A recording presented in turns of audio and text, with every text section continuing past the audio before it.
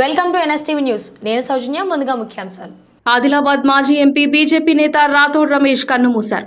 నిన్న రాత్రి ఉట్నూరులోని తన నివాసంలో తీవ్ర అస్వస్థతకు గురి కావడంతో వెంటనే ఆదిలాబాద్ ఆసుపత్రికి తరలించారు. చికిత్స పొందుతూ కోమాలోకి వెళ్లడంతో పరిస్థితి విషమించింది.